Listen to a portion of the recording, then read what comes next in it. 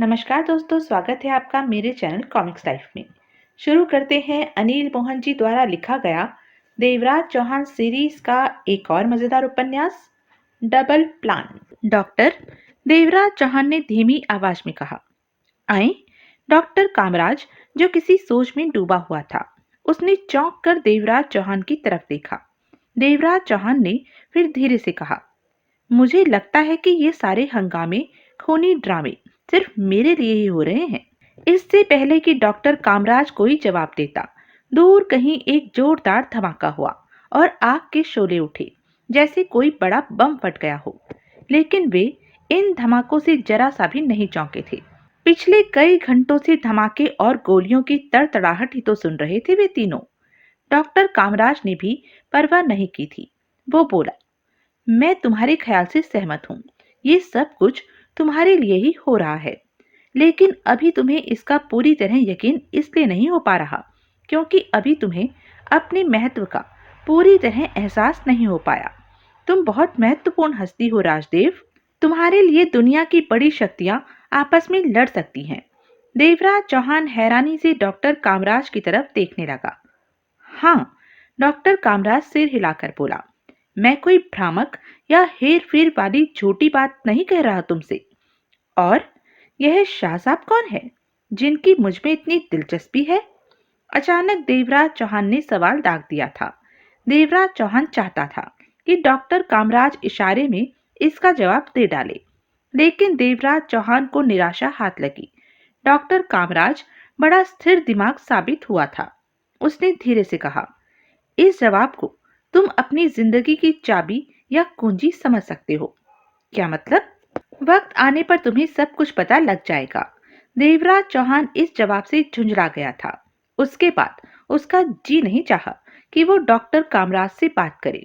4 furlong की दूरी तय करने में उन्हें जरा भी देर नहीं लगी थी, लेकिन दलदली इलाके में गुप्त रास्ते से टीले के ऊपर पहुंचने में उन्हें 15-16 मिनट लग गए थे। रास्ता वाकई बहुत खतरनाक था। पैर जरा सा भी बहका तो मौत निश्चित थी। वो उस झोपड़ी में पहुंच गए। झोपड़ी में दाखिल होने से पहले देवराज चौहान ने आसपास नजर दौड़ाई। हालांकि यह टीला ज्यादा ऊंचा नहीं था, लेकिन आसपास सारा मैदानी इलाका ही था, इसलिए दूर तक साफ देखा जा सकता था। यमुना के पार शाहजहां और मुमताज के अमर प्रेम की अजूबा निशानी ताजमहल। नदी बहुत तेजी से बह रही है, डॉक्टर कामराज ने चिंता भरे लहजे में कहा। खुद देवराज चौहान का भी यही ख्याल था कि बूढ़े बल्लू का खेत और उसका घर बाढ़ की चपेट में आकर ही रहेंगे। बल्लू सामान रखने झोपड़ी के अंदर जा चुका था। वो तीनों बाहर ही खड़े हुए थे। क्या हम यहाँ सुरक्षित रहेंगे प्रिंसेस? डॉक्टर कामराज ने पूछा। पोजीशन कुछ ऐसी है कि यकीन से कुछ नहीं कहा जा सकता डॉक्टर, प्रिंसेस ने टकासा जवाब दिया। अगर हम दुश्मन का घेरा तोड़कर हाथे में दाखिल हो जाए तो स्थिति को अपने पक्ष में किया जा सकता है। क्या दुश्मनों के घेरे से निकलना संभव है? मैं लगातार इस बारे में सोच रही हूँ डॉक्टर, लेकिन फिलहाल कोई उपाय समझ में नहीं आ रहा है। प्रिंसेस तानिया के चेहरे से परेशानी झलक रही थी। इसके अलावा हमारे पास समय भी तो ज्यादा नहीं है। हमें हर हाल में परसों तक मुंबई पहुंचना है, वरना सारे केक धरे पर पानी फिर जाएगा। डॉक्टर कामराज धीरे से गर्दन हिलाकर बोला, इसका मतलब है कि अब मुझे राजदेव से काम लेना ही होगा। मैं क्या कर सकता हूँ? देवराज चौहान बोला, तुम बहुत कुछ कर सकते हो। डॉक्टर कामराज की मुस्कुराहट बड़ी रहस्यमय थी। देवराज चौहान असमंजस से डॉक्टर की तरफ देखता रहा। उसी समय वातावरण में गड़गड़ाहट की आवाज गूंज उठी। उन तीनों ने चौंक कर एक दूसरे की तरफ देखा। दूर आकाश में एक हेलीकॉप्टर उन्हीं की तरफ बढ़ता आ रहा था। वो झोपड़ी में घुस गया। झोपड़ी में बल्लू सारा सामान व्यवस्थित रूप से रख रहा था। उसने इन तीनों की तरफ देखा। तुम अपना काम करते रहो कामा, प्रिंसेस तानिया ने जल्दी से कहा। वो उस झोपड़ी में इस हद तक ही सुरक्षित थे कि उन्हें हेलीकॉप्टर से देखा नहीं जा सकता था। झोपड़ी काफी ऊंचे झाड़ झंखाड़ में छिपी हुई थी। झोपड़ी की छत पर भी एक बूढ़ा पेड़ पूरी झोपड़ी पर छाया हुआ था। देवराज चौहान डॉक्टर कामराज की तरफ देखने लगा। वो जल्दी से जल्दी जान लेना चाहता था कि डॉक्टर कामराज उससे क्या काम लेना चाहता है और वो क्या काम कर सकता है। हेलीकॉप्टर की आवाज पास आने के बाद अब फिर दूर होती चली जा रही थी। शायद हेलीकॉप्टर एक औपचारिक सा चक्कर लगाने ही आया था, या फिर शायद यह निरीक्षण करने के लिए भेजा गया होगा कि यमुना की बाढ़ का क्या हाल है। वो तीनों एक बार फिर झोपड़ी से निकल आए। यह तीसरे पहर का समय था। स्पष्ट था कि जो भी सरकारी या मोहिनी के लोगों की फोर्स उनकी तरफ आ रही थी, उन्हें बाढ़ से बचने की भी फिक्र जरूर लगी हुई होगी। वो एक बार फिर झोपड़ी से बाहर निकल आए। यह तीसरे पहर का समय तो जरूर था, लेकिन अभी तक धूप कम नहीं हुई थी। परंतु पेड़ की वजह से धूप उन्हें परेशान नहीं कर रही थी। अब मैं अपना पहला प्रयोग करने वाला हूँ, डॉक्टर कामराज ने देवराज चौहान की तरफ देखते हुए कहा। परंतु उससे पहले तुम मेरा एक छोटा सा लेक्चर भी सुन लो। देवराज चौहान सुनने के लिए एकाग्रचित हो गया। डॉक्टर कामराज ने देवराज चौहान को बताया कि एकाग्रता क्या होती है, तन्मयता क्या होती है और एकाग्रता तथा मौन का मानव के जीवन में क्या महत्व होता है। ये दोनों चीजें इंसान की कितनी बड़ी ताकत हैं। देवराज चौहान ने इस लेक्चर को शब्द शब्द करके समझते हुए सुना, जैसे कि वह इस ज्ञान का विद्यार्थी बन चुका हो और इस लेक्चर का एक भी शब्द छूट जाने से वो परीक्षा में फेल कर दिया जाएगा। उस दौरान प्रिंसेस तानिया बिल्कुल खामोश खड़ी रही थी। देवराज चौहान ने डॉक्टर कामराज से 2-3 सवाल भी पूछे।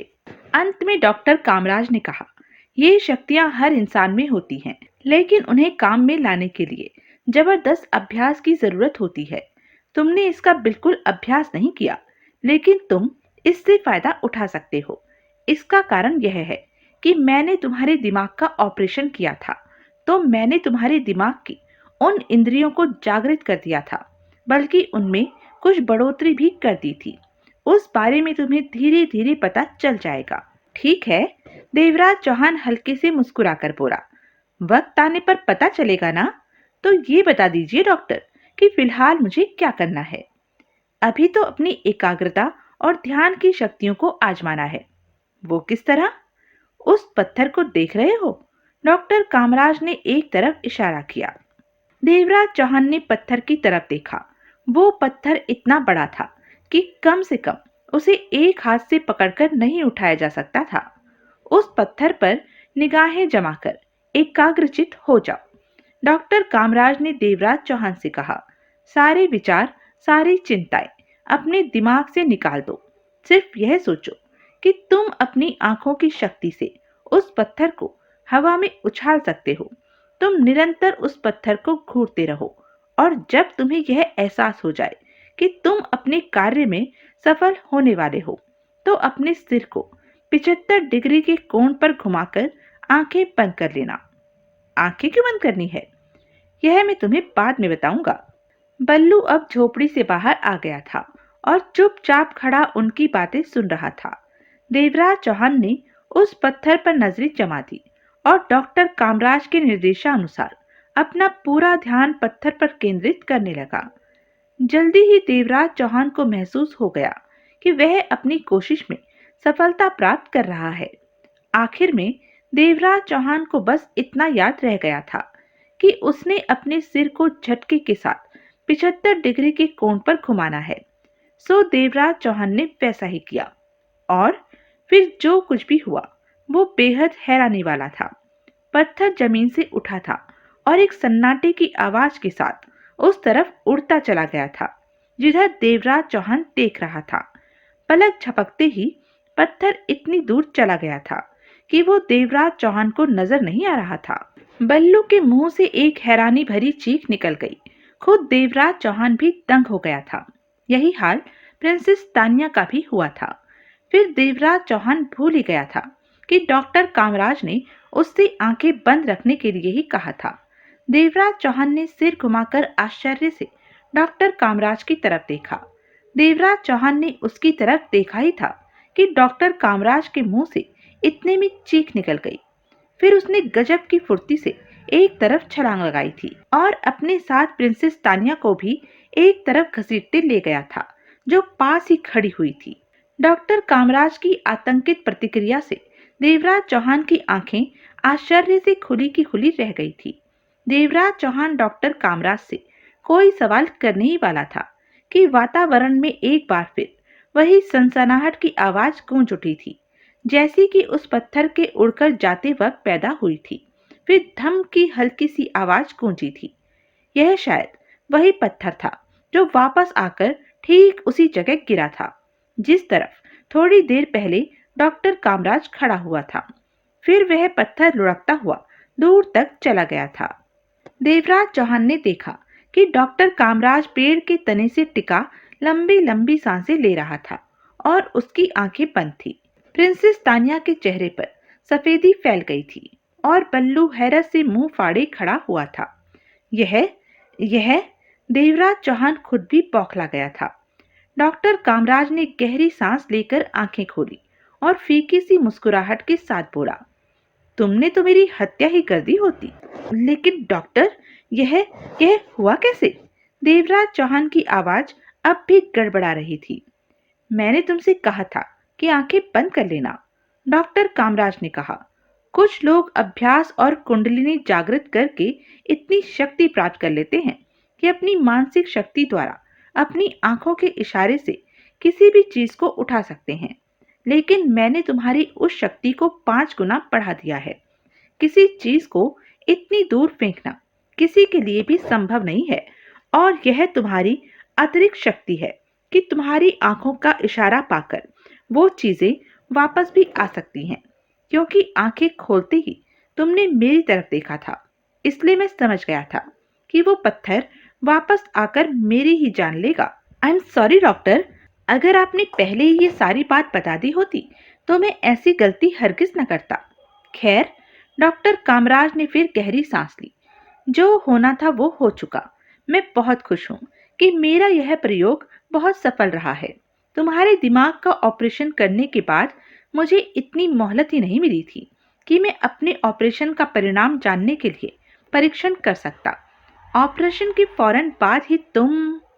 डॉक्टर कामराज कुछ कहते कहते खामोश हो गया। फिर कुछ अंतराल के बाद फिर बोला, लेकिन तुम में सिर्फ यही एक शक्ति नहीं बल्कि और भी कई शक्तियां हैं जिनका पता मुझे वक्त आने पर ही चलेगा। देवराज चौहान मुड़कर बोला था। डॉक्टर कामराज ने बड़े वात्सल्य से आगे बढ़कर देवराज चौहान के कंधे पर थपकी दी। अभी मैं तुमको तुम्हारी एक और शक्ति के बारे में बताऊंगा। यही ना कि मेरे ऊपर गोली भी असर नहीं करती? नहीं, उसके अलावा। आखिर यह कैसे संभव है डॉक्टर कि गोली भी? धीरज, धीरज, डॉक्टर कामराज ने कहा। फिर हंसकर बोला, वक्त आने पर तुम्हें सब कुछ मालूम हो जाएगा। अब प्रिंसेस तानिया मुस्कुराकर बोली, राजदेव जी, मैंने आपको बताया था कि आप एक आश्चर्यजनक और अविश्वसनीय शक्ति हैं, लेकिन अभी आपको इसका पता ही नहीं है और न जाने कब यह पता चलेगा। देवराज चौहान ने धीरे से कहा, ज्यादा वक्त नहीं लगेगा डियर, डॉक्टर कामराज ने कहा। इस समय भी बताया जा सकता है, लेकिन यह गाथा इतनी लंबी है कि सुनाने में ही काफी वक्त लगेगा, जबकि अभी हम शांतिपूर्ण स्थिति में बैठकर बातें भी नहीं कर सकते। अभी हमें सबसे पहले यह सोचना है कि हम दुश्मनों के घेरे से कैसे निकलें। तुम अपने एक खतरनाक हथियार से तो परिचित हो ही चुके हो। अब मैं तुम्हें तुम्हारी एक और शक्ति के बारे में भी बता दूं। शायद तुम्हारी ये शक्ति यहाँ से निकलने में हमारी कुछ मदद कर सके। बल्लू काका, प्रिंसेस तानिया बूढ़े किसान से बोली, हम बहुत भूख महसूस कर रहे हैं। क्या खाने की कोई व्यवस्था हो सकती है? क्यों नहीं मालकिन, मैं अभी करता हूँ व्यवस्था। बल्लू अभी तक लाल भुजक्कड़ सा नजर आ रहा था, लेकिन वो कुछ कहे बगैर ही झोपड़ी में चला गया। बल्लू के जाने के बाद डॉक्टर कामराज बोला, तुम अपने मस्तिष्क के तरंगों से भी लोगों को हिप्नोटाइज कर सकते हो। वो कैसे? देवराज चौहान ने हैरत से पूछा। अगर तुम कुछ देर सीधा किसी की आंखों में देखते रहोगे तो वह सम्मोहित होकर तुम्हारी हर आज्ञा का पालन करने लगेगा। इसमें तुम्हें ज्यादा वक्त भी नहीं लगेगा। यह मैं उस परीक्षण के आधार पर कह रहा हूँ जो हमने अभी किया था। कंसंट्रेशन प्राप्त करने में तुम्हें ज्यादा वक्त नहीं लगता। तुम बहुत दृढ़ दिमाग के आदमी हो। उस पत्थर की तरफ देखते ही तुम्हारी आंखों की चमक बढ़ गई थी। क्यों प्रिंसेस, आपने देखा था? जी हाँ डॉक्टर, प्रिंसेस तानिया बोली।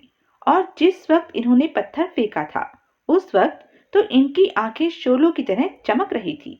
इसलिए डॉक्टर कामराज ने देवराज चौहान की तरफ देखते हुए कहा, किसी को पल भर में ही हिप्नोटाइज कर लेना तुम्हारे लिए कोई मुश्किल काम नहीं होगा। मेरा ख्याल है कि तुम्हारी इन दोनों शक्तियों का प्रयोग करके हम दुश्मनों के घेरे से निकल ही जाएंगे। लेकिन दुश्मन अभी तक दिखाई नहीं दिए। वो बहुत धीरे धीरे अपना घेरा तंग कर रहे होंगे। प्रिंसेस तानिया शायद कुछ सफर की थकान महसूस कर रही थी। वो पेड़ के तने से टेक लगाकर बैठ गई। वहां थोड़ी सी घास थी। देवराज चौहान ने देखा कि नीचे यमुना की बाढ़ का पानी बल्लू के खेतों तक पहुंच चुका था। लेकिन अब यह भी साफ लगता था कि बाढ़ का जोर टूट रहा था। लेकिन उस टीले के आसपास अब पानी ही पानी था जहां उन तीनों ने शरण ले रखी थी। इसका मतलब था कि बाढ़ का पानी उतरने से पहले वो तीनों टीले से उतर भी नहीं सकते थे। बल्लू ने जल्दी से कुछ खाने के लिए तैयार कर दिया था। सब चीजें गांव के हिसाब से मोटी सोटी रूखी सूखी थी। लेकिन दिन भर की थकावट के बाद देवराज को इस खाने में मजा आ गया। मालकिन, अचानक बल्लू खुश होकर बोला, बाढ़ का जोर टूट गया है। अब मेरा मकान बच जाएगा, मेरे मवेशी भी जिंदा रहेंगे। प्रिंसेस तानिया कुछ नहीं बोली। शायद किसी कारणवश उसे बल्लू की बात से खुशी नहीं हुई थी। इधर देवराज चौहान अपने आप को काफी आत्मविश्वास से भरपूर महसूस कर रहा था। इसकी वजह यही हो सकती थी कि देवराज चौहान को अपनी कई ताकतों, कई योग्यताओं और कई क्षमताओं के बारे में जानकारी मिल चुकी थी। तब धूप दम तोड़ने वाली थी जब उन्होंने कुछ दूरी पर ट्रक और जीपें देखी। वो देखो, डॉक्टर कामराज ने उस तरफ इशारा करके कहा। लेकिन फिलहाल तो वो टीले तक नहीं पहुंच सकती, देवराज चौहान बोला। वो चारों तरफ देख रहा था और चारों तरफ बाढ़ का पानी फैला हुआ था। अब हमें झोपड़ी के अंदर चले जाना चाहिए, प्रिंसेस तानिया ने कहा। उनके पास दूरबीन जरूर होगी, कहीं ऐसा न हो कि वो हमें देख लें। प्रिंसेस तानिया की बात उचित थी। वो तीनों झोपड़ी में चले गए, लेकिन बैठी दरवाजे के पास ही। यह पोजीशन ऐसी थी कि यहाँ से वो बल्लू के मकान तक नजर रख सकते थे। अंधेरा फैल चुका था जब उन्होंने कुछ गाड़ियां बल्लू के मकान के पास रुकती देखी थी। उन गाड़ियों की हेडलाइटों से उनके रुकने का पता चला था। उन्हें कुछ हेडलाइटें दूसरी दिशाओं में भी नजर आ रही थी। यह बहुत बुरा हुआ, प्रिंसेस तानिया बड़बड़ाई। क्या बुरा हो गया? डॉक्टर कामराज चौंक कर बोला। वो न जाने किस ख्याल में डूबा हुआ था। यह कि प्रिंसेस तानिया सोचती हुई बोली कि बाढ़ में बल्लू का मकान नहीं डूबा। यह आप क्या कह रही हैं मालकिन? वो मकान, मवेशी और सामान ही तो अब मेरे जीने का सहारा रह गए हैं, बल्लू ने कांपती हुई आवाज में कहा था। मैं तुम्हें इससे कहीं बड़ा मकान दे देती बल्लू काका, प्रिंसेस तानिया ठंडी सांस लेकर बोली। लेकिन तुम्हारा मकान बच जाने से हमारे लिए बहुत से खतरे बढ़ गए हैं। फिर वो डॉक्टर कामराज से बोली। बैलगाड़ी के निशान उन्हें भले ही नजर न आए हों, लेकिन एक गरीब के घर में 4 बैल देखकर उन्हें संदेह जरूर हो जाएगा। साथ में बैलगाड़ी भी है। वो समझ जाएंगे कि हम आस पास ही हैं और किसी ऊंची जगह, पेड़ों पर या किसी टीले पर ही होंगे। फिर वे आसपास के सारे पेड़ों और टीलों को छान मारेंगे। पानी की वजह से हमारा टीला फिलहाल सुरक्षित है, लेकिन सुबह तक पानी जरूर उतर जाएगा। फिर उसके बाद सुबह तक, डॉक्टर कामराज को सोचकर बोला। उस वक्त शायद हम कुछ कर सकें। कैसे? तुम भूल रही हो कि हमारे पास राजदेव की चमत्कारी शक्तियां हैं। लेकिन इनकी जो ताकतें हमारे सामने आई हैं, उनसे हमें क्या फायदा हो सकता है? सुबह सब कुछ सामने आ जाएगा। प्रिंसेस तानिया आगे कुछ नहीं बोली। देवराज चौहान भी चुप ही रहा। लेकिन वह यह सोचने पर जरूर मजबूर हो गया था कि वो आखिर है क्या चीज। मानसिक शक्ति से दूसरों को सम्मोहित करने वाला, आंखों की शक्ति से भारी चीजों को उठाकर फेंक देने वाला। और यह कितनी अविश्वसनीय बात थी कि रिवॉल्वर की गोली भी उस पर असर नहीं करती थी। इस समय देवराज चौहान को एहसास हो रहा था कि अब वो कोई खिलौना नहीं रहा था और बड़े बड़े दुश्मनों से टक्कर ले सकता था। परिस्थितियां बदल चुकी हैं, अतः वो वक्त की धार पर किसी सूखे पत्ते की तरह बहता नहीं रहेगा कि कभी भी डूब जाए। झोपड़ी में रोशनी जलाई जा सकती थी, लेकिन प्रिंसेस तानिया ने रोशनी करने से मना कर दिया था। रोशनी उनके लिए खतरा साबित हो सकती थी। फिर भी प्रिंसेस तानिया ने उदास स्वर में कहा, कम से कम आज की रात हम सब सुरक्षित ही रहेंगे और अब हमें आराम भी कर लेना चाहिए ताकि सुबह ताजा दम होकर स्थिति का मुकाबला किया जा सके। हाँ, लेकिन डॉक्टर कामराज सोचते हुए बोला, हम लोगों में कुछ कुछ देर के लिए बारी बारी ड्यूटी लगाकर जरूर जागना चाहिए। हालात पर नजर रखनी चाहिए। कोई अनपेक्षित स्थिति कभी भी सामने आ सकती है। आप लोग, बल्लू बोला, सुबह 5 बजे का वक्त रख लीजिए। 5 बजे के बाद मैं चौकीदारी करूंगा। उस समय मैं हर रोज जाग जाया करता हूँ। वैसा ही कार्यक्रम बनाया गया जैसे कि बल्लू ने कहा था। पहली ड्यूटी प्रिंसेस तानिया की लगी, 8 बजे से 11 बजे तक। उसके बाद देवराज चौहान और उसके बाद डॉक्टर कामराज की ड्यूटी थी। प्रिंसेस तानिया का ख्याल था कि अगर देवराज चौहान अंगूठी न पहने होता तो प्रिंसेस तानिया ट्रांसमीटर पर अपने आदमियों से संपर्क करके कोई तरकीब निकाल लेती, लेकिन टीले के आसपास पानी जमा हो जाने से अब संभव नहीं रहा था कि देवराज चौहान प्रिंसेस तानिया से 50-60 गज दूर चला जाता। खाना पकाने के लिए आग जलानी पड़ती और यह काम खतरनाक साबित हो सकता था।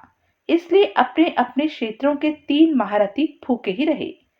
11 बजे प्रिंसेस तानिया सोने के लिए लेट गई और देवराज चौहान ने ड्यूटी संभाल ली। रात अंधेरी थी, इसलिए देवराज चौहान झोपड़ी से बाहर निकलकर भी स्थिति पर नजर डाल सकता था। यह और बात थी कि अंधेरे की वजह से उसे दुश्मन की गाड़ियों की हेडलाइटों के सिवा कुछ भी नजर नहीं आता था। वो लोग रात के अंधेरे में भी इनको उन जगहों पर ढूंढते फिर रहे थे जहां पर पानी नहीं पहुंचा था। देवराज चौहान सोचता रहा था कि कल क्या होगा, लेकिन कोई अनुमान लगाना मुश्किल ही था। निश्चित समय पर देवराज चौहान ने डॉक्टर कामराज को जगा दिया और वह सोने के लिए लेट गया। जाने क्यों देवराज चौहान अब पहले की तरह अशांत और बेचैन नहीं था। जल्दी ही उसे नींद आ गई। नींद आने के बाद इंसान को अंदाजा कहाँ रहता है कि वो कब तक सोएगा। जब देवराज चौहान की आंखें खुली तो सुबह का हल्का हल्का उजाला झोपड़ी में फैला हुआ था। प्रिंसेस तानिया और डॉक्टर कामराज गहरी नींद सो रहे थे। वो किसी हेलीकॉप्टर की ही आवाज थी जो देवराज के कानों में पड़ी और वो एकदम हड़बड़ाकर उठ गया।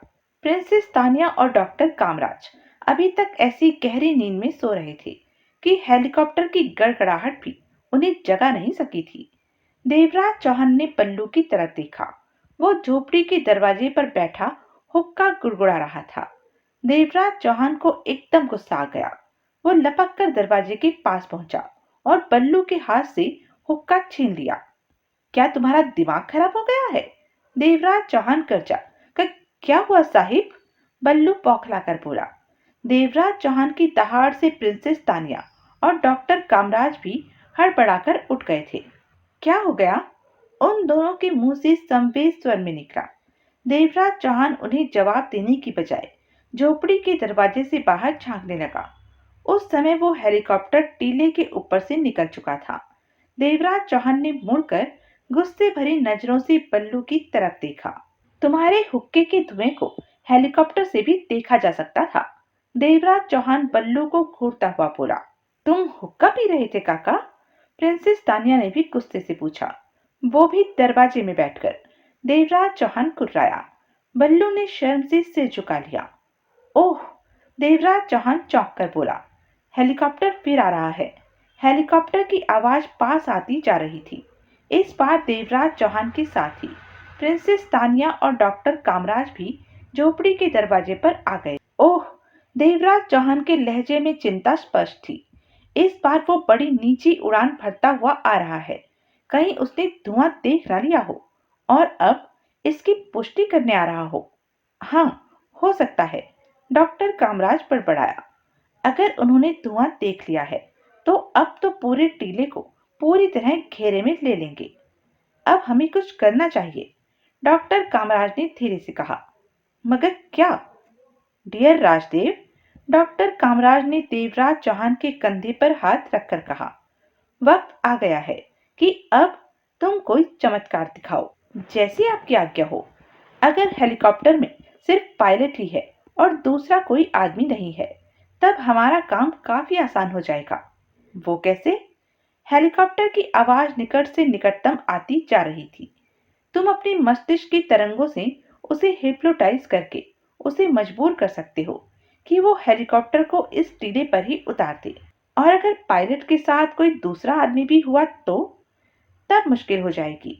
दो आदमियों से तो एक साथ आंखें चार नहीं कर सकते। उस दौरान हेलीकॉप्टर टीले के बिल्कुल पास आ चुका था। वो तीनों उसी की तरफ देख रहे थे। ओह! डॉक्टर कामराज चीखती आवाज में बोला। वो अकेला ही है। जल्दी करो राजदेव, बाहर आओ। उसका तुम्हारी तरफ देखना जरूरी है। उस एक पल में देवराज चौहान का दिल तेजी से धड़का, लेकिन फिर अगले ही क्षण वो झोपड़ी से बाहर था। हेलीकॉप्टर टीले से जरा ही आगे निकला था, लेकिन पायलट का ध्यान टीले पर ही केंद्रित था, इसलिए उसने देवराज चौहान की तरफ देख ही लिया था। देवराज चौहान क्योंकि देहाती वेशभूषा में था, इसलिए वो देवराज चौहान को देखकर ज्यादा चौकन्ना नहीं हुआ था। फिर भी पायलट ने कुछ ही दूर जाकर हेलीकॉप्टर को टीले की तरफ कर दिया। उसकी उड़ान और भी नीची हो गई थी। पायलट बहुत गौर से देवराज चौहान की तरफ देख रहा था। देवराज चौहान यही चाहता भी था। जैसे ही पायलट की नजर देवराज चौहान से मिली, देवराज चौहान पूरी इच्छा शक्ति के साथ अपनी सारी इंद्रियों की शक्ति आंखों में केंद्रित करने की कोशिश करने लगा। साथ ही देवराज चौहान ने दिमाग में आदेशात्मक वाक्य कहा। हेलीकॉप्टर हवा में ठहरा लो। हेलीकॉप्टर जरा सा आगे बढ़ा। देवराज चौहान ने अपना दिमागी आदेश दोहराया। हेलीकॉप्टर हवा में ठहरा लो। हेलीकॉप्टर देवराज चौहान से थोड़ी सी दूरी पर हवा में ठहर गया। कौन ऐसा था कि देवराज चौहान को पायलट से आंखें चार रखने में कोई दिक्कत नहीं। इस समय देवराज चौहान को यूं महसूस हो रहा था जैसे उसके भीतर शक्ति और स्फूर्ति का अपार सागर लहरें मार रहा हो। सारी दुनिया देवराज चौहान को अपनी मुट्ठी में महसूस हो रही थी। देवराज चौहान जैसे किसी बड़े देश का राजा बन गया था, जिसके सामने हर चीज झुक जाती है। हेलीकॉप्टर को नीचे उतार दो। देवराज चौहान ने दूसरा आदेश दिया। देवराज चौहान के होठ नहीं हिल रहे थे, बस उसका मस्तिष्क बोल रहा था। फिर देवराज चौहान को यूं महसूस हुआ जैसे कहीं दूर से आवाज आ रही हो। क्या बात है, तुमने हेलीकॉप्टर टीले के ऊपर क्यों रोक दिया है? देवराज चौहान फौरन समझ गया कि यह आवाज हेलीकॉप्टर में लगे वायरलेस रेडियो में से आ रही थी। शायद इस ऑपरेशन का लीडर पायलट से पूछ रहा था। डॉक्टर कामराज ने ऐसे मौके पर देवराज चौहान को कुछ नहीं समझाया था, लेकिन इस समय देवराज चौहान का दिमाग बड़ी तेजी से काम कर रहा था। उसने मानसिक आदेश दिया। तुम वायरलेस पर जवाब दो कि तुमने टीले पर कोई चीज हिलती डुलती देखी है, लेकिन खबरदार, तुम मुझसे नजरें चुराने की कोशिश नहीं करोगे। फिर देवराज चौहान ने अपने दिमाग में पायलट की आवाज गूंजती सुनी। मैंने टीले पर कोई चीज हिलती डुलती देखी है सर। देवराज चौहान ने फिर अपने दिमाग में वायरलेस रेडियो की आवाज सुनी। क्या कोई आदमी था? देवराज चौहान ने फिर पायलट से मानसिक संपर्क साधा। उसे जवाब दो कि तुम कोई अंदाजा नहीं लगा सके हो। पायलट ने देवराज चौहान की इस आज्ञा का पालन किया। देवराज चौहान ने फिर दिमाग में वायरलेस की आवाज सुनी। ध्यान से देखो, हेलीकॉप्टर को और नीचे ले आओ। तुम्हारे लिए कोई खतरा नहीं है। अगर वो वहीं है और खुद को छुपाने की कोशिश कर रहे हैं, तो वो तुम पर हमला करने की मूर्खता नहीं करेंगे। वो हमला करके खुद को प्रकट नहीं करेंगे। पायलट ने देवराज चौहान के निर्देश पर जवाब दिया। ठीक है सर। और उसके बाद हेलीकॉप्टर और नीचे आ गया। देवराज अपनी इस विचित्र शक्ति पर बहुत खुश था। उसने पायलट को फिर आदेश दिया। अच्छा होगा कि तुम हेलीकॉप्टर को टीले पर उतार ही लो। अपने बॉस से कह दो कि तुम्हें ठीक से कुछ नजर नहीं आ रहा है। सही तरीके से देखने के लिए नीचे उतरना जरूरी है। पायलट ने इस आदेश का भी पालन किया और देवराज चौहान ने उसके बॉस की आवाज सुनी। ठीक है, तुम नीचे उतर सकते हो, लेकिन बहुत सावधान रहना। हेलीकॉप्टर से उतरना पड़े तो रिवॉल्वर जरूर हाथ में ले लेना। बहुत अच्छा सर। फिर हेलीकॉप्टर धीरे धीरे उतरने लगा। देवराज चौहान अपनी इस कामयाबी पर फूला नहीं समा रहा था। उसे नहीं पता था कि उस वक्त प्रिंसेस तानिया और डॉक्टर कामराज की मनोस्थिति क्या होगी। वो क्या सोच रहे होंगे। और फिर हेलीकॉप्टर नीचे उतर आया। टीले पर इतनी सपाट जगह थी कि दिन के उजाले में हेलीकॉप्टर को कोई कुशल पायलट नीचे सुरक्षित उतार सकता था। देवराज चौहान ने पायलट को आदेश दिया कि वो हेलीकॉप्टर से नीचे उतर आए, लेकिन उसके हाथ में रिवॉल्वर नहीं होनी चाहिए, वरना उसे गोली मार दी जाएगी। पायलट ने इंजन बंद किया और हेलीकॉप्टर से नीचे उतर आया।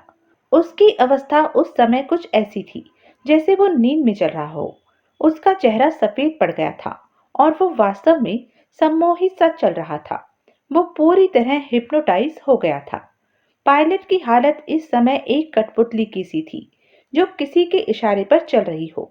देवराज चौहान के आदेश पर वो झोपड़ी तक चला आया। प्रिंसेस तानिया ने फौरन ही अपना रिवॉल्वर निकालकर पायलट को निशाने पर ले लिया। डॉक्टर कामराज ने जोश में आकर देवराज चौहान को गले से लगा लिया। मैं बहुत खुश हूँ राजदेव कि मेरी मेहनत बेकार नहीं गई। मैंने तुम्हें जैसा बनाना चाहा था तुम वैसे ही बन गए हो। प्रिंसेस तानिया ने बल्लू से कहा। हमें एक मजबूत डोरी की जरूरत है। डोरी तो नहीं है मालकिन, रस्सी जरूर मिल सकती है, बल्लू ने जवाब दिया। ठीक है, रस्सी भी चलेगी, लेकर आओ। बल्लू रस्सी ले आया तो पायलट को बांधकर एक तरफ डाल दिया गया। इस समय क्योंकि देवराज चौहान पायलट की आंखों से आंखें मिलाए हुए नहीं था, इसलिए पायलट उसके सम्मोहन से मुक्त हो चुका था। इस समय उसकी हालत दर्शनीय थी। वो उल्लू के पट्टे की तरह नजर आ रहा था, जिसकी आंखें उजाले में खुल गई हों। अब हम इसी हेलीकॉप्टर से निकल जाएंगे, डॉक्टर कामराज ने कहा। मगर कैसे? देवराज चौहान ने पूछा। तुम पायलट की वर्दी पहनकर हेलीकॉप्टर उड़ाओगे। हम लोग इसमें इस तरह छुप जाएंगे कि किसी को नजर ना आ सके। तुम हेलमेट और हेडफोन पहने होंगे, इसलिए तुम्हें भी नहीं पहचाना जा सकेगा। लेकिन मैं हेलीकॉप्टर? उसकी फिक्र न करो, डॉक्टर कामराज ने देवराज चौहान का कंधा थपथपाकर कहा। मैं जानता हूँ कि तुम हेलीकॉप्टर उड़ा सकते हो। अच्छा, देवराज चौहान ने मुस्कुराकर कहा। फिर तो मैं सुपरमैन बन गया हूँ। हमें जल्दी करनी चाहिए, प्रिंसेस तानिया बोली। बल्लू काका, तुम यहीं रहोगे। तुम्हारे लिए खतरे की कोई बात नहीं है। जैसा आप आदेश करें मालकिन, लेकिन इसे भी साथ लेकर जाना पड़ेगा, प्रिंसेस तानिया पायलट की तरफ इशारा करके बोली। क्यों? डॉक्टर कामराज मुस्कुराया। यह यहाँ रहा तो बल्लू काका के लिए मुसीबत खड़ी हो जाएगी। हमें इसकी जरूरत भी है, क्योंकि अपने ऑपरेशन लीडर से बात तो यही करेगा। नहीं, मैं ही उस लीडर से बात कर लूंगा। और आवाज का फर्क? राजदेव में एक खूबी यह भी है कि एक बार सुन लेने के बाद यह किसी भी आदमी की आवाज और लहजे की सटीक नकल कर सकता है। वाकई? देवराज चौहान की आवाज में हैरत थी। यह कैसे संभव? देवराज चौहान ने पायलट की आवाज में बोलने की कोशिश की और फिर वाक्य अधूरा छोड़ दिया। वो अपनी सफलता पर खुद हैरान रह गया था। उसने पायलट की आवाज की हूबहू नकल उतार ली थी। हे भगवान! देवराज चौहान के मुंह से निकला। तो फिर हमें चल देना चाहिए, डॉक्टर कामराज बोला। बल्लू को वहीं छोड़कर वो सब हेलीकॉप्टर की तरफ बढ़े। पायलट के हाथ पैर खोल दिए गए थे ताकि वो उनके साथ चल सके। देवराज चौहान ने पायलट की वर्दी पहन रखी थी, हेलमेट भी लगा लिया था। पायलट सीट पर बैठते वक्त देवराज चौहान ने बड़ा अजीब सा महसूस किया था, लेकिन उसे अपने सामने फैली मशीनरी और बोर्ड अजनबी नहीं महसूस हुए थे। हेलीकॉप्टर इतना बड़ा था कि पायलट और देवराज चौहान के दोनों साथी आसानी से छुप गए थे। देवराज चौहान ने एक क्षण भी गवाए बगैर हेलीकॉप्टर का इंजन स्टार्ट कर दिया। देवराज चौहान के हाथ इस वक्त बड़ी दक्षता से चल रहे थे। फिर जैसे ही देवराज चौहान ने हेलीकॉप्टर को हवा में ऊंचा उठाया, वायरलेस रेडियो पर सिग्नल आने लगा। देवराज चौहान ने रेडियो ऑन कर दिया। बंद करो, डॉक्टर कामराज बोला। इससे क्या फायदा? देवराज चौहान ने रेडियो तो बंद कर दिया, लेकिन आश्चर्य से पूछा, क्यों? क्योंकि बात ही नहीं हो सकेगी। डॉक्टर कामराज ने देवराज चौहान की अंगूठी की तरफ इशारा किया, जो देवराज चौहान को प्रिंसेस तानिया ने दी थी और जिसमें प्रसारण रोधी जैमर लगा हुआ था। ओह! पहले तो देवराज चौहान के मुंह से इतना ही निकला, मगर फिर वो बोला, इस तरह तो उनको शक हो जाएगा। वो सोचेंगे कि जवाब क्यों नहीं मिल रहा है। बस जल्दी से यमुना के पार निकल चलो। प्रिंसेस तानिया ने एक तरफ इशारा किया, उधर। देवराज चौहान ने हेलीकॉप्टर उधर मोड़ दिया। रेडियो पर अब भी सिग्नल आ रहा था, जहां तक संभव हो गति बढ़ा दो।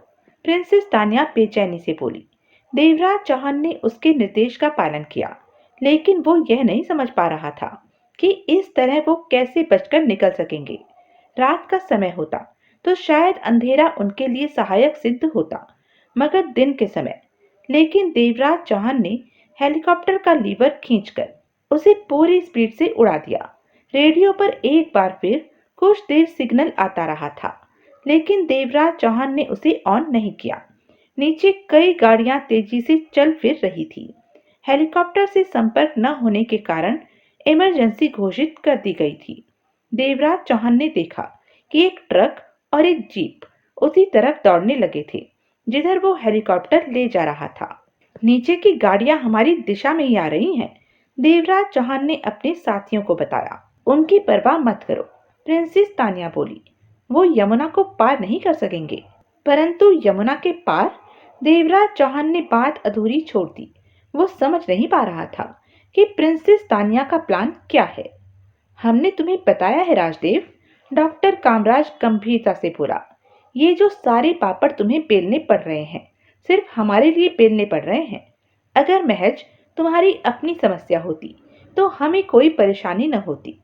तुम तो उन लोगों की ऐसी तबाही कर सकते हो जिसकी उन्होंने कभी कल्पना भी नहीं की होगी। मुझे नहीं मालूम कि मैं क्या कर सकता हूँ, देवराज चौहान ने भर्राई हुई आवाज में कहा। लेकिन इतना जरूर जानता हूँ कि आप लोग भी मेरी वजह से इन मुसीबतों में घिरे हुए हैं। कम से कम यह तो मेरा फर्ज है कि मैं तुम्हारे साथ ही रहूं, चाहे कुछ भी हो, डॉक्टर कामराज बोला। फर्ज? देवराज चौहान चौंका। हाँ, फर्ज। वक्त आने पर तुम्हें इसके बारे में भी मालूम हो जाएगा। क्या? देवराज चौहान ठहाका लगाकर हंस पड़ा। आने दो जरा उस वक्त को भी। अब मुझे किसी बात की परवाह नहीं रही। अब हेलीकॉप्टर यमुना किनारे पहुंच चुका था। देवराज चौहान ने देखा कि नीचे दोनों गाड़ियां रुक गई थी, जो हेलीकॉप्टर के साथ साथ नीचे चल रही थी।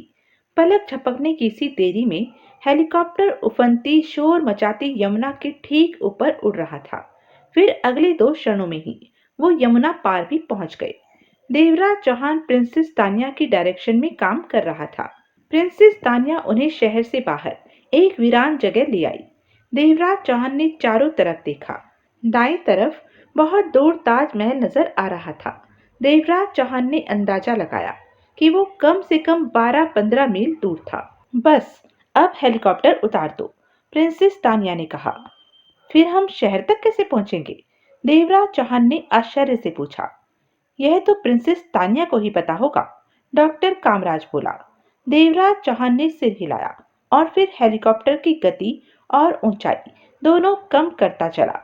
जब हेलीकॉप्टर जमीन पर उतरा तो देवराज चौहान ने यमुना पार से दुश्मन की दोनों गाड़ियों को छोटी छोटी खिलौना गाड़ियों की तरह खड़े देखा।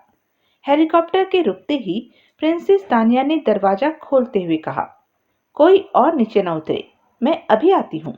फिर उनके देखते देखते प्रिंसेस तानिया हेलीकॉप्टर से उतरी और दौड़ती हुई दूर चली गई। देवराज चौहान ने देखा कि प्रिंसेस तानिया ने अपने कपड़ों में से वही छोटा सा ट्रांसमीटर निकाला और बात करने लगी। और देवराज समझ गया कि प्रिंसेस तानिया उस अंगूठी की वजह से दूर गई थी, जो देवराज चौहान ने अपनी उंगली में पहन रखी थी। प्रिंसेस तानिया 5 मिनट में ही लौट आई और हेलीकॉप्टर में सवार हो गई।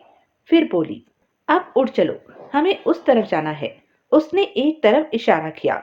हेलीकॉप्टर फिर उड़ चला, लेकिन इस बार उड़ान ज्यादा लंबी नहीं रही। जल्दी ही प्रिंसेस तानिया ने देवराज चौहान को लैंड करने के लिए कहा। नीचे एक जीप नजर आ रही है, देवराज चौहान ने घोषणा की। वो जीप हमारे लिए ही है, प्रिंसेस तान्या बोली। मैंने ट्रांसमीटर पर जीप के लिए कहा था। ओह! हेलीकॉप्टर जमीन पर उतरा और वो सभी जीप में ट्रांसफर हो गए। जीप में सिर्फ ड्राइवर ही था। उनके बैठते ही जीप चल पड़ी। प्रिंसेस, डॉक्टर कामराज बोला, हम पायलट को हेलीकॉप्टर में ही छोड़ आए हैं। वो बता देगा कि हम जीप में गए हैं। अगर वो बोलने के काबिल हुआ तो जरूर बता देगा, प्रिंसेस तानिया ने जहर बुझे स्वर में कहा। क्या मतलब? मैं आप दोनों के बाद ही हेलीकॉप्टर से उतरी थी। तो फिर मैंने उसे ठिकाने लगा दिया है। इसके सिवा कोई चारा नहीं था। देवराज चौहान और डॉक्टर कामराज कुछ क्षण के लिए चुप के चुप रह गए। इधर देवराज चौहान यह सोच रहा था कि उसके लिए कैसी कैसी खतरनाक और खूनी वारदातें हो रही हैं। आखिर मैं हूं क्या? जीप ड्राइवर ने उनकी बातों पर जरा भी ध्यान देने की कोशिश नहीं की थी। वो इस तरह ड्राइव कर रहा था जैसे वो कोई गूंगा बहरा हो। जीप ताजमहल की तरफ जा रही थी। प्रिंसेस तानिया बोली, अब मैं आपको बता दूं कि हम कहाँ जा रहे हैं और हमें क्या करना है। देवराज चौहान और डॉक्टर कामराज उत्सुकता से उसकी तरफ देखने लगे। प्रिंसेस तानिया थोड़ा रुककर बोली, ताजमहल परिसर में एक फिल्म की शूटिंग चल रही है। जो यूनिट शूटिंग कर रही है वो मेरे ही आदमियों की है। जब हम बैलगाड़ी में जा रहे थे तो आप समझ रहे होंगे कि हम रेलवे स्टेशन जा रहे हैं, लेकिन हमारी मंजिल ताजमहल थी। यमुना किनारे हमें एक नाव मिल जाती तो हमें यमुना पार पहुंचा देती। हम उस फिल्म यूनिट में जा मिलते। मेरी प्लानिंग यही थी। इस तरह हम बच निकलते। अब फिर हमारी मंजिल वही है। यूनिट कैंप में पहुंचते ही मेकअप मैन हमारे मेकअप करके हमारे चेहरों में परिवर्तन कर देगा। उसके बाद हम आज ही रात की फ्लाइट से वापस मुंबई चले जाएंगे। देवराज चौहान ने एक गहरी सांस ली और डॉक्टर कामराज प्रशंसापूर्ण नजरों से प्रिंसेस तानिया की तरफ देखने लगा।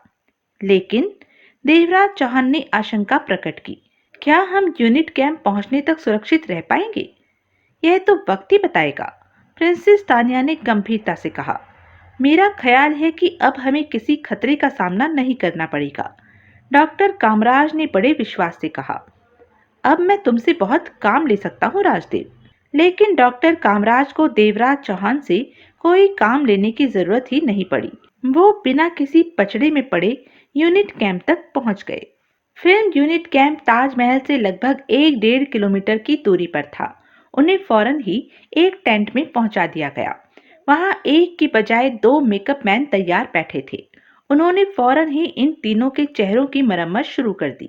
1 घंटे की कड़ी मेहनत के बाद दोनों मेकअप मैनों ने उनके चेहरों को काफी हद तक बदल दिया था।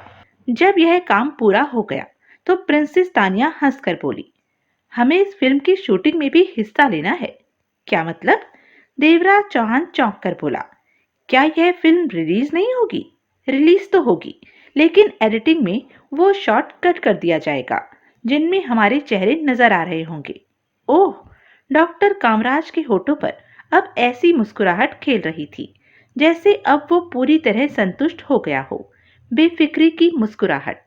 देवराज चौहान भी मुस्कुरा दिया।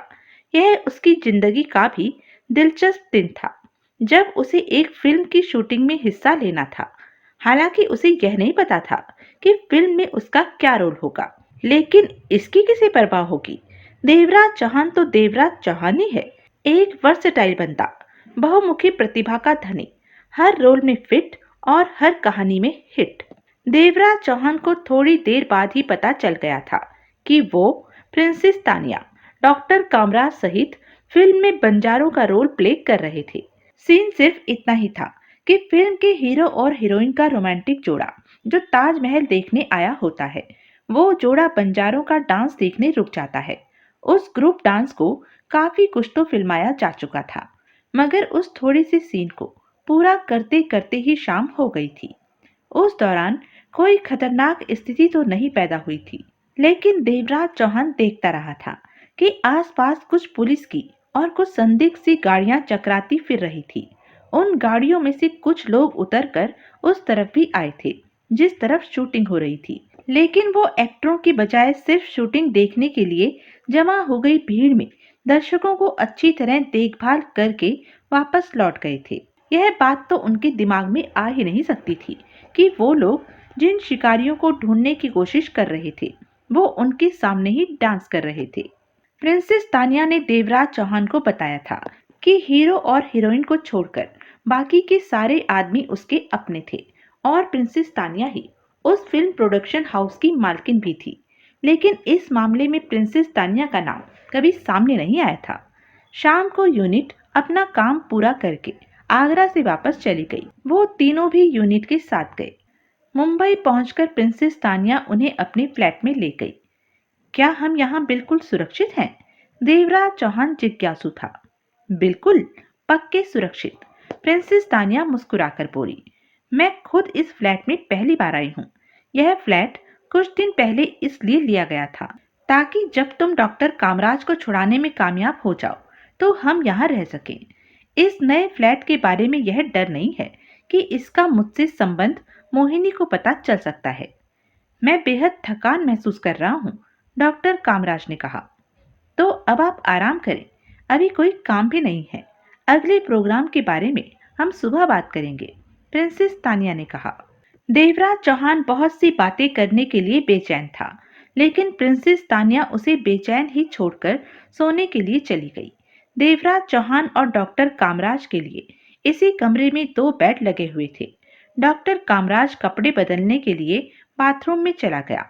देवराज चौहान ने एक सिगरेट सुलगा ली।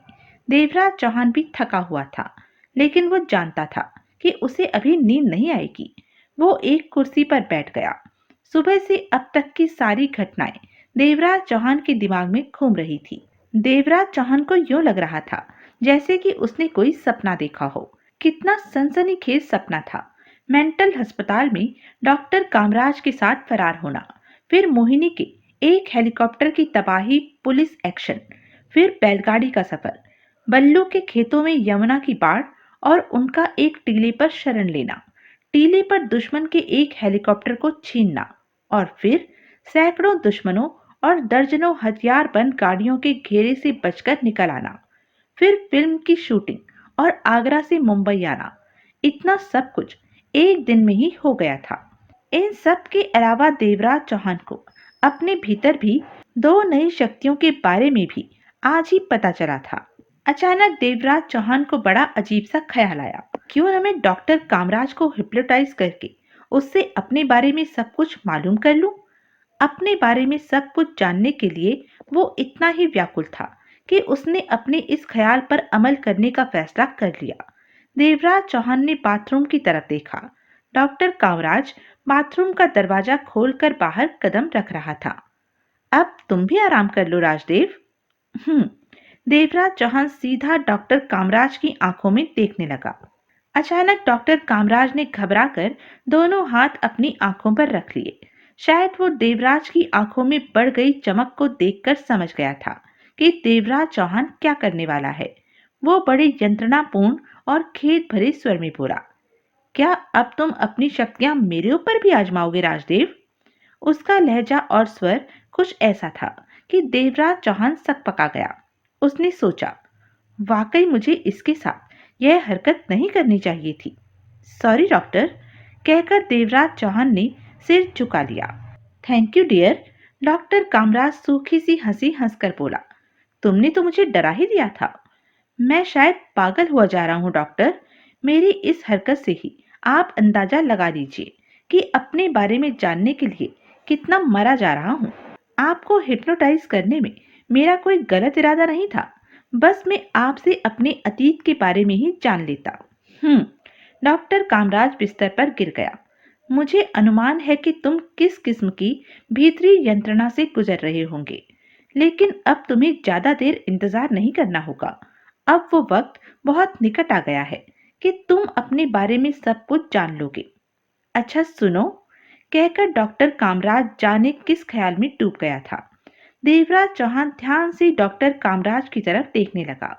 देवराज चौहान के अंदाजे के अनुसार डॉक्टर कामराज शायद किसी फैसले पर पहुंचने की कोशिश कर रहा था।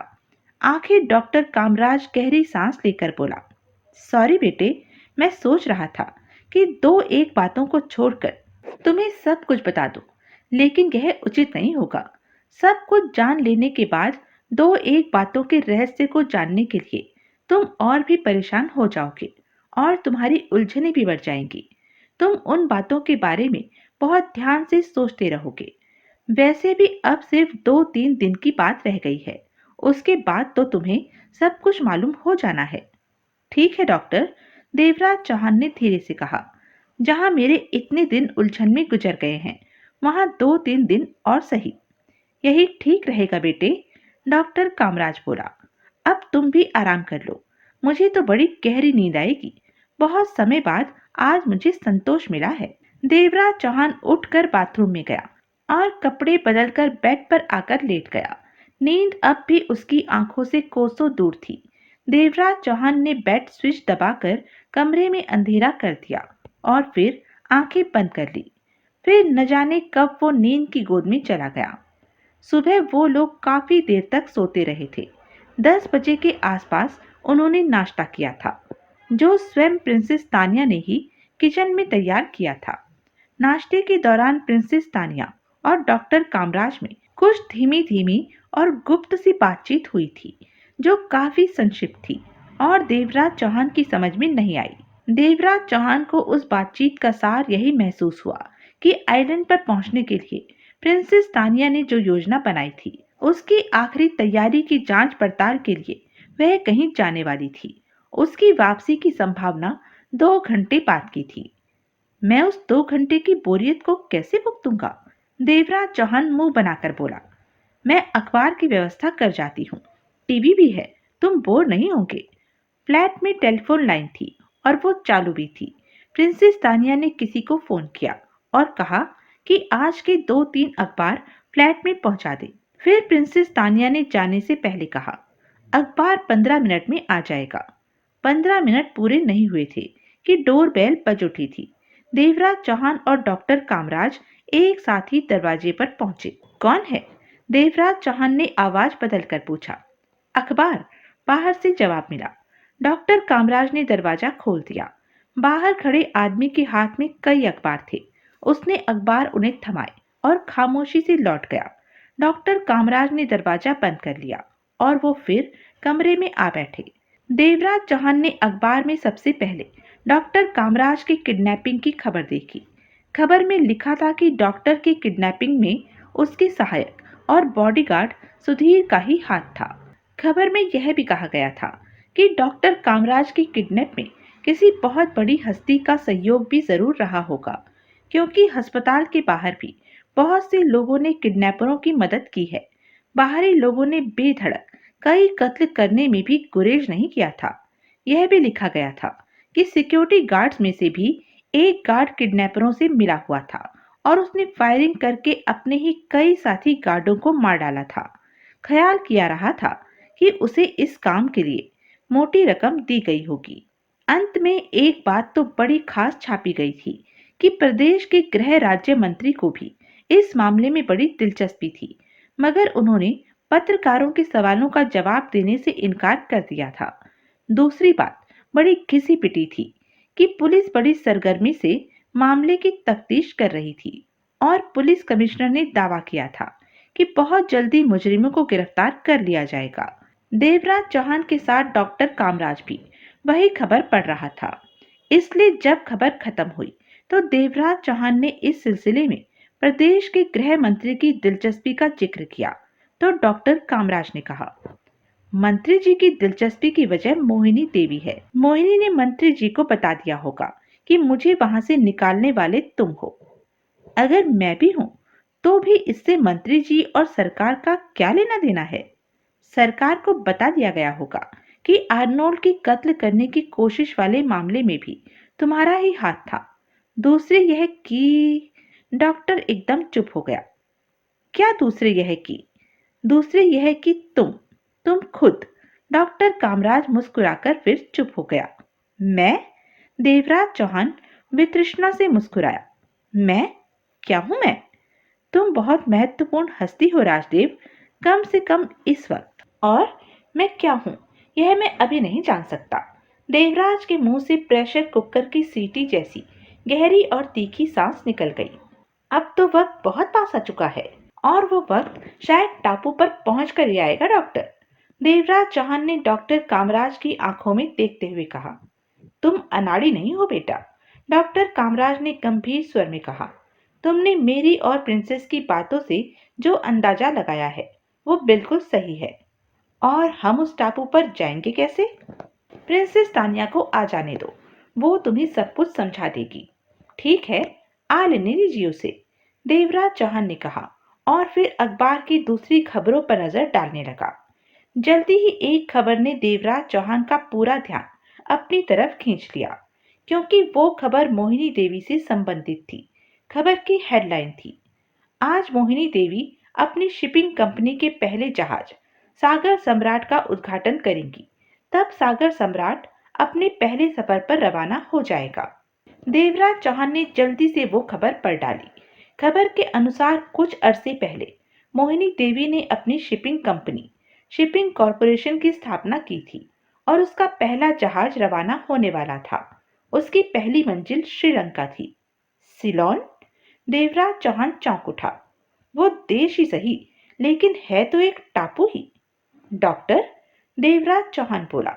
हाँ, क्या हम सिलोन जा रहे हैं? नहीं, डॉक्टर कामराज ने जवाब दिया। यह तुमने कैसे सोच लिया? देवराज चौहान ने अपना अखबार डॉक्टर को थमा दिया। नीचे से 5वीं कॉलम की खबर पढ़िए। डॉक्टर कामराज वो खबर पढ़ने लगा। पढ़ने के बाद उसने अखबार देवराज चौहान को थमा दिया और बोला, नहीं, हमारी मंजिल सिलोन नहीं है। तो क्या यहाँ से सिलोन जाते हुए रास्ते में रुकेंगे हम? रास्ते में तो नहीं, लेकिन डॉक्टर कामराज एकदम खामोश हो गया। फिर कुछ सोचकर बोला, आखिर तुम इस खबर में इतनी दिलचस्पी क्यों ले रहे हो? जाने क्यों, देवराज चौहान बड़बड़ाया। न जाने क्यों, यह खबर पढ़ते ही क्यों मेरे दिमाग में विचार उभरा था कि कहीं हम इसी जहाज में तो सफर नहीं करेंगे। डॉक्टर कामराज गौर से देवराज चौहान की शक्ल देखने लगा, फिर सिर हिलाकर बोला, मुझे खुशी है कि मैं तुम्हारी समस्त इंद्रियों को गति प्रदान करने में सफल हो गया हूँ। क्या मतलब? देवराज चौहान चौंका। हाँ, डॉक्टर कामराज बोला, हम उसी जहाज में सफर करेंगे। और हमारी मंजिल? हमारी मंजिल न तो सिलोन है, न उसके रास्ते में पड़ती है। तो फिर उस जहाज में सफर करके हम मंजिल तक कैसे पहुंच जाएंगे? उस जहाज को अपने कब्जे में लेकर। क्या? देवराज चौहान सचमुच उछल पड़ा था। हाँ, डॉक्टर कामराज बोला, हम उस जहाज को अगवा करेंगे। यह यह कैसे संभव है डॉक्टर? देवराज चौहान चकरा गया था। समुद्री जहाज का अगवा? शायद, डॉक्टर कामराज मुस्कुराया, शायद यह एक ऐतिहासिक घटना ही होगी। मगर यह कैसे हो सकता है डॉक्टर? देवराज चौहान अभी समझ नहीं पा रहा था। अच्छा रहे कि इस बारे में तुम्हें विस्तार से जानकारी प्रिंसेस तानिया से ही मिले। आप नहीं जानते? नहीं, मुझे ज्यादा जानकारी नहीं है। यह प्रिंसेस तानिया क्या सपनों के संसार में जी रही है? देवराज चौहान ने व्यंग से कहा। समुद्री जहाज को अगवा करने की प्लानिंग? प्रिंसेस तानिया को बेवकूफ मत समझो राजदेव। मुझे विश्वास है कि उसकी बनाई हुई योजना फुल प्रूफ होगी और सॉलिड भी। मेरी समझ में नहीं आता कि सब कुछ समझ में आ जाएगा, सब कुछ। बस प्रिंसेस तानिया को आ लेने दो। देवराज चौहान झुंझलाकर चुप रह गया, खामोशी से अखबार पढ़ता रहा। 2 घंटे इसी तरह बिता दिए देवराज चौहान ने। प्रिंसेस तानिया अभी तक नहीं आई थी।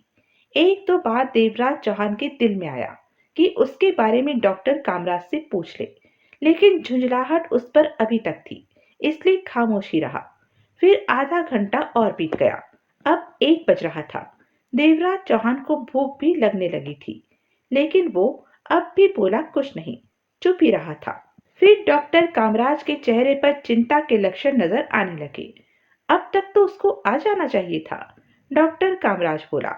देवराज चौहान अब भी खामोशी रहा, वैसे उसका चेहरा गंभीर था। आखिर तुम इतने उकताए हुए क्यों हो? डॉक्टर कामराज के स्वर में गहरा व्यंग था और चेहरा गंभीर था। क्या तुम्हें हम लोगों की नीयत पर संदेह है? क्या तुम्हें लगता है कि यह सब कुछ तुम्हारे लिए नहीं हो रहा और हम अपने किसी स्वार्थ के लिए यह सब कुछ कर रहे हैं? यकीन करो कि हम लोग जो कुछ भी कर रहे हैं उसी में हमारी सुरक्षा के साथ साथ लाखों लोगों की जिंदगी का भी सवाल है। लेकिन कुछ सत्ता के भूखे हमारे दुश्मन ऐसा नहीं होने देना चाहते। अचानक देवराज चौहान को लगा कि उसकी झुंझलाहट जायज नहीं है। अब तक की सारी घटनाएं साबित कर चुकी थी कि सारे फसाद की जड़ वही है। ये दोनों तो उसी की वजह से अपनी जान पर खेल रहे हैं। मुझे अफसोस है डॉक्टर कि मेरे व्यवहार से आपको दुख पहुंचा, देवराज चौहान ने धीरे से कहा। परिस्थितियां मुझे झंझोड़ रही हैं। दिमाग पर कभी कभी झुंझलाहट सवार हो जाती है। मुझे लगने लगता है कि मैं वो नहीं हूँ जो मुझे बनाकर पेश किया जा रहा है। डॉक्टर कामराज ने बुरी तरह चौंक कर फिर ध्यान से देवराज चौहान की तरफ देखा। उसके बाद थोड़ी देर सोचकर बोला, ज्यादा मत सोचो इस बारे में। तुम्हें विश्वास दिलाता हूँ कि हम तुम्हारे साथ कोई धोखा नहीं कर रहे हैं और यह मुझे वक्त आने पर पता चल जाएगा, देवराज चौहान ने गंभीरता से कहा। हाँ, डॉक्टर कामराज मुस्कुराया। देखा, अब तुम सब कुछ अपने आप समझने लगे हो। फिर वो धीरे से बोला, लेकिन अब तुम्हें ज्यादा होशियारी और समझदारी से काम लेना होगा। तुम्हें कम से कम मेरी परेशानी का तो ख्याल होना चाहिए। मैं प्रिंसेस तानिया के अभी तक ना आने से परेशान हूँ। परेशान तो मैं भी हूँ। कुछ देर पहले मुझे भूख लगी थी, अब वो भी उड़ गई है। मेरा भी यही हाल है, डॉक्टर कामराज ने कहा। क्या मैं आपके मार्गदर्शन में कुछ काम कर सकता हूँ डॉक्टर? इससे पहले कि डॉक्टर कामराज कुछ कह पाता, फोन की घंटी बजने लगी। देवराज चौहान की अंगूठी की वजह से यहाँ मोबाइल काम नहीं कर सकते थे, न ही टीवी चल रहा था। सारा सहारा लैंडलाइन फोन ही का रह गया था। सो फोन की घंटी बजी। डॉक्टर कामराज ने झपट कर रिसीवर उठा दिया। हेलो, ओह प्रिंसेस, आखिर। डॉक्टर कामराज इस तरह चुप हो गया जैसे दूसरी तरफ से बोलने वाले ने उसकी बात काट दी हो। देवराज चौहान भी लपक कर डॉक्टर कामराज की तरफ आ गया। यह बात तो उसकी समझ में आ रही थी कि कॉल करने वाली प्रिंसेस तानिया ही थी, लेकिन डॉक्टर कामराज ने भी शायद प्रिंसेस तानिया की अधूरी बात ही सुनी होगी, क्योंकि जल्दी ही वो माउथ पीस में हेलो हेलो कहने लगा था। ऐसा लगता था जैसे दूसरी तरफ से बोलने वाला अचानक ही चुप हो गया था या फिर लाइन ही कट गई हो। 6-7 बार हेलो हेलो कहने के बाद डॉक्टर कामराज चुप हो गया, लेकिन वो रिसीवर को अब भी कान से लगाए हुए था। डॉक्टर के चेहरे से गहन चिंता और परेशानी स्पष्ट झलक रही थी। क्या हुआ डॉक्टर? देवराज चौहान ने जल्दी से पूछा। अचानक लाइन कट गई थी। प्रिंसेस तानिया ने क्या कहा था? यही कि वो अचानक खतरे में घिर गई है, इसलिए हम तक नहीं पहुंच सकेगी। इसलिए? इसलिए क्या? देवराज चौहान ने बेचैनी से पूछा। बस, उसके बाद लाइन कट गई थी। ओह, तो आप रिसीवर रखिए ना, वो दोबारा भी तो फोन कर सकती है। अरे हाँ, डॉक्टर कामराज ने चौंक कर कहा और रिसीवर रख दिया। अब उन दोनों की नजरें टेलीफोन पर जमी हुई थी। 1 मिनट बीत गया, फिर 2 मिनट, 4 मिनट। 5वें मिनट में डॉक्टर कामराज ने भर्राई हुई आवाज में कहा, यह स्थिति हमारे लिए बेहद खतरनाक है। देवराज चौहान कुछ बोलने ही वाला था कि फोन की घंटी एक बार फिर बजी। उस बार देवराज चौहान ने रिसीवर उठाने में पहल कर दी। हेलो, देवराज चौहान ने कहा। मिस्टर राजदेव, दूसरी तरफ से प्रसन्न स्वर सुनाई दिया। प्रिंसेस तानिया आप तक नहीं पहुंच सकती, लेकिन मैं पहुंच रहा हूं। मेरा इंतजार कीजिए। आप फ्लैट से बाहर हरगिज ना निकलना। फिर इससे पहले कि देवराज चौहान कुछ कह पाता, दूसरी तरफ से संपर्क काट दिया गया था।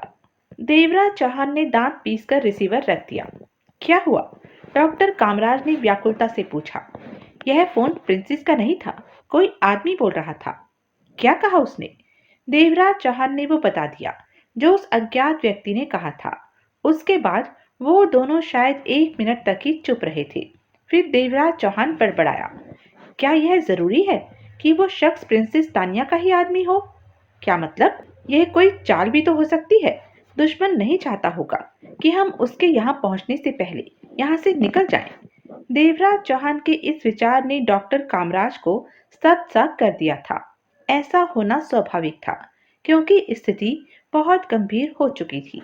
इस गंभीर स्थिति में देवराज चौहान के दिमाग ने बहुत तेजी से काम करना शुरू कर दिया और जितना देवराज चौहान ने सोचा उसे यकीन होता चला गया कि वो एक बार फिर मोहिनी के जाल में फंसने वाला है, और साथ में डॉक्टर कामराज भी। प्रिंसेस तानिया, जो उन्हें इस स्थिति से बचा सकती थी, वो खुद किसी खतरनाक खतरे में घिर गई लगती थी। लगता था कि जब प्रिंसेस तानिया ने फोन किया था तब लाइन कटी न हो, बल्कि किसी ने काट दी हो।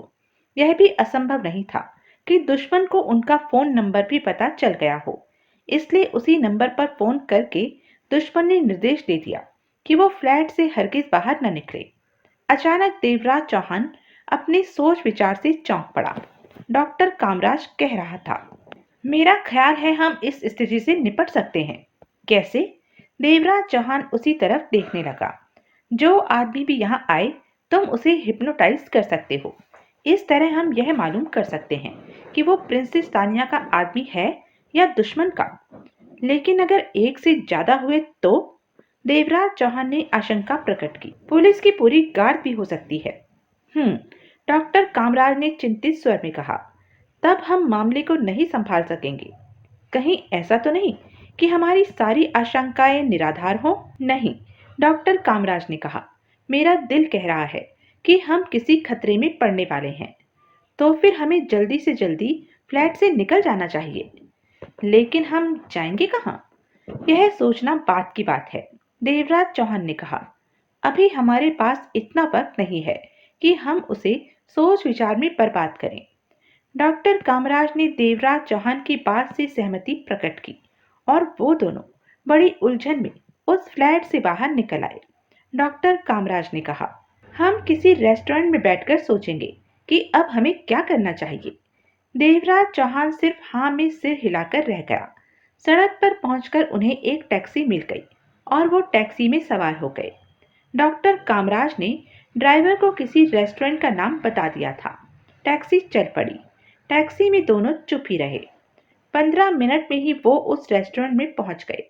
डॉक्टर कामराज ने शायद इस रेस्टोरेंट का चुनाव इसलिए किया था क्योंकि इसमें केबिन भी बने हुए थे। वो दोनों एक केबिन में बैठ गए तो देवराज चौहान ने कहा, क्या आपके पास मुंबई में छुपकर रहने के लिए और कोई जगह नहीं है? है तो सही, लेकिन अगर मैं उधर गया तो जरूर पकड़ा जाऊंगा। वो लोग कुत्ते की तरह मेरी तलाश में मेरी गन सूंघते फिर रहे होंगे।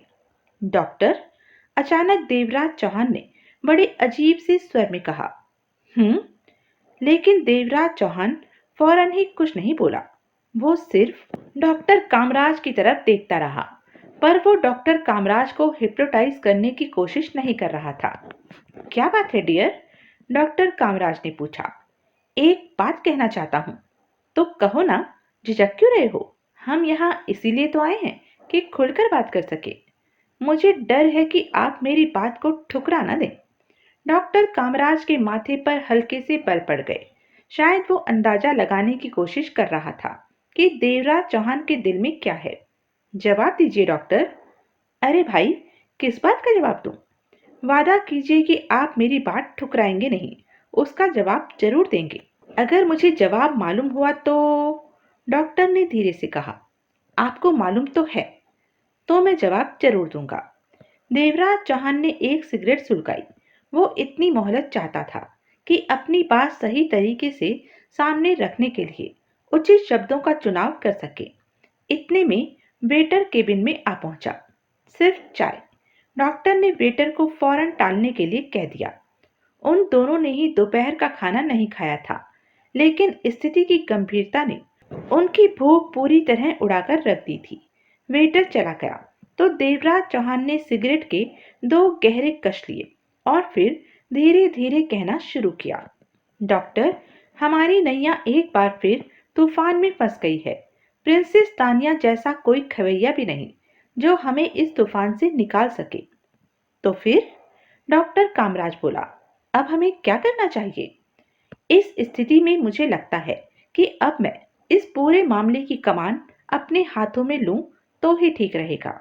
हालात साबित कर चुके हैं कि मुझ में इतनी योग्यता और क्षमता है कि मैं सब संभाल सकूं। बस इतना और हो जाए कि मुझे अपने बारे में सब कुछ मालूम हो जाए तो सोने पे सुहागा हो जाए। अगर आप चाहें तो ऐसा हो सकता है डॉक्टर, कहकर देवराज चौहान सीधा डॉक्टर कामराज की आंखों में देखने लगा। डॉक्टर कामराज ने बेचैनी से पहलू बदला, लेकिन इससे पहले कि डॉक्टर कामराज कुछ कहता, एक आदमी आंधी तूफान की तरह केबिन में आ घुसा। उसके स्टाइल में जरा भी शराफत की झलक नहीं थी। देवराज चौहान और डॉक्टर कामराज चौंक उठे थे। आगंतुक 30-35 की उम्र का एक लंबा चौड़ा आदमी था, लेकिन उसके चेहरे से डर या परेशानी जैसे कई भाव प्रकट हो रहे थे। वो अंदर आते ही बेधड़क एक कुर्सी पर बैठ गया। अरे, आप यहाँ छुपे बैठे हो भाई? वो देवराज चौहान से बोला। देवराज चौहान और डॉक्टर कामराज शुरुआती झटके से उबर चुके थे और अब दोनों उस अजनबी को घूर रहे थे। आप दोनों को उस फ्लैट से नहीं निकलना चाहिए था, वो बारी बारी दोनों की तरफ देखते हुए जल्दी से बोला।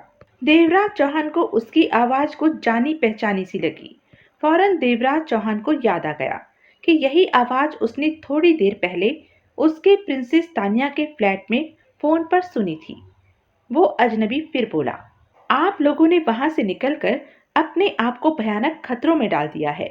अगर हमारा एक आदमी फ्लैट की निगरानी न कर रहा होता और आपका पीछा करता हुआ यहाँ तक न पहुंचता, तो हमें कभी मालूम ही न होता कि आप लोग कहाँ गए। इस दौरान देवराज चौहान का दिमाग लगातार एक ही पॉइंट पर सोच रहा था। क्या यह आदमी प्रिंसेस तानिया का ही बंदा है या दुश्मन का एजेंट है? प्रिंसेस तानिया एक खतरे में घिर गई है, अजनबी फिर बोला। अब यह ऑपरेशन पूरी तरह मेरे हाथ में है। आप लोग फौरन मेरे साथ यहाँ से निकल चलिए। सुनो, देवराज चौहान ने अचानक कहा। उसने देवराज चौहान की तरफ देखा और देवराज चौहान ने उसकी आंखों में ऐसे आंखें गड़ा दी जैसे कोई डॉक्टर आंखें चेक करता है। कुछ ही क्षण में देवराज चौहान को ऐसा लगा जैसे वो अजनबी सम्मोहित हो गया हो। देवराज चौहान ने अपना सारा ध्यान उसके दिमाग पर कर दिया था। तुम्हारा नाम क्या है? देवराज चौहान ने पहला सवाल किया। क्या तुम्हें नहीं मालूम मैं कौन हूँ? मालूम होता तो मैं पूछता ही क्यों? ठीक है फिर, मेरा नाम जगमोहन है। तुम क्या करते हो? तुम जैसे लोगों का हर मुसीबत में साथ देता हूँ। प्रिंसेस तानिया को जानते हो? हाँ, वो भी मुसीबत में है, कथित जगमोहन बोला। प्रिंसेस तानिया कहाँ है? पता नहीं, शायद वो अब तक हिरासत में ले ली गई हो। हिरासत में? क्यों? मैं इस मामले में इतना कुछ नहीं जानता, पर यह जानता था कि अगर प्रिंसेस तानिया को कुछ हो गया या फिर वो कहीं फंस गई, तो मैं इस ऑपरेशन की बागडोर अपने हाथ में ले लूंगा। जबरदस्ती? देवराज चौहान ने पूछा। पूरी तरह जबरदस्ती तो नहीं, क्योंकि मेरे एक दो चाहने वालों ने मेरी सिफारिश की थी और उन लोगों ने सहमति प्रकट कर दी थी। जगमोहन जैसे नींद में बोल रहा था। किन्होंने सहमति प्रकट कर दी थी? खास तौर से प्रिंसेस तानिया ने। प्रिंसेस के बारे में पूरी तरह कब मालूम होगा? कोशिशें जारी हैं, शायद शाम तक कुछ पता चल जाए। क्या उनकी परेशानी में मोहिनी देवी का हाथ हो सकता है? इसी बात की पूरी संभावना है। देवराज चौहान इस तरह अपनी याददाश्त से हाथ धोया हुआ था कि वो जगमोहन को, अपनी किशोर अवस्था के दोस्त को भी नहीं पहचान पाया था। लेकिन इस बात का उसे यकीन हो गया था कि जगमोहन से उन्हें कोई खतरा नहीं हो सकता। यह प्रिंसेस तानिया का ही आदमी है। देवराज चौहान ने एक गहरी सांस लेकर उसकी आंखों पर से आंखें हटा दी। फिर देवराज चौहान ने डॉक्टर कामराज की तरफ देखकर कहा, मेरा ख्याल है कि अब स्थिति उतनी असंतोषजनक नहीं रही। डॉक्टर कामराज ने भी संतोष से सिर हिलाया। देवराज चौहान ने जगमोहन की तरफ देखा, जो अचानक मूर्खों की तरह इधर उधर बगले झांकने लगा था। देवराज चौहान ने पूछा, अगर तुम चाहो तो उस ऑपरेशन की कमान संभालने में मैं भी तुम्हारी कुछ सहायता कर सकता हूँ। जगमोहन ने चौंक कर देवराज चौहान की तरफ देखा। क्या कहा तुमने? देवराज चौहान ने अपनी बात दोहरा दी। जगमोहन खुलकर मुस्कुराया, फिर बोला, वो तो तुम करोगे ही। आखिर तुम मेरे साथ ही तो काम करोगे और मैं तुम्हारे साथ। दोनों ही मिलजुल कर दुश्मनों की नाक में दम करेंगे। पर एक बात बताओ, क्या अभी मुझे कुछ क्षण के लिए झपकी आ गई थी? उसने पलकें झपकाते हुए पूछा। नहीं, देवराज चौहान भी मुस्कुराकर बोला। तुम्हारी आंख लड़ गई थी मेरे साथ। जगमोहन के चेहरे पर असमंजस के भाव थे। उसकी समझ में नहीं आ रहा था कि वह अचानक क्यों कुछ देर के लिए दिमागी रूप से कहीं खो गया था। उसी समय वेटर चाय लेकर आ गया। एक कप और ले आओ, हमारे दोस्त के लिए, देवराज चौहान ने कहा तो वेटर चला गया। हमें यहाँ से जल्दी ही निकल लेना चाहिए, जगमोहन ने धीरे से कहा। अब चाय तो पी लेने दो यार, देवराज चौहान बोला। भूख से बुरा हाल है, कुछ तो सहारा मिलेगा। जगमोहन चुप हो गया, लेकिन उसके चेहरे से प्रकट हो रहा था कि अब उसे 1 मिनट के लिए रुकना भी भारी लग रहा था। जब वो चाय पीकर और बिल चुकाकर केबिन से उठने लगे तो जगमोहन से बोला, आप लोग इस तरह चेहरों पर रुमाल फेरते हुए बाहर निकले, जैसे होठों पर से पानी वगैरह साफ कर रहे हो, ताकि कोई आप लोगों के चेहरे न देख सके। उन दोनों ने जगमोहन के निर्देश का पालन किया और रेस्टोरेंट से बाहर आ गए। दरवाजे पर ही एक कार खड़ी हुई थी। जगमोहन ने कार का दरवाजा खोलकर ड्राइविंग सीट संभाली और कार चल पड़ी। जगमोहन उनका सहारा तो बन गया था, लेकिन देवराज चौहान को इस समय उसका आना पसंद नहीं था। देवराज चौहान सोच रहा था कि अगर जगमोहन न आता तो हो सकता था उसे डॉक्टर कामराज से अपने बारे में सारी जानकारी मिल चुकी होती। अब मामला फिर टल गया था, न जाने कब तक के लिए। तो यह थी अब तक की कहानी। आगे की कहानी जानने के लिए बने रहें मेरे साथ। और हाँ, मेरे चैनल को लाइक, शेयर और सब्सक्राइब करना ना भूलें। और कमेंट करके ज़रूर बताएं कि यह वीडियो आपको कैसा लगा। धन्यवाद।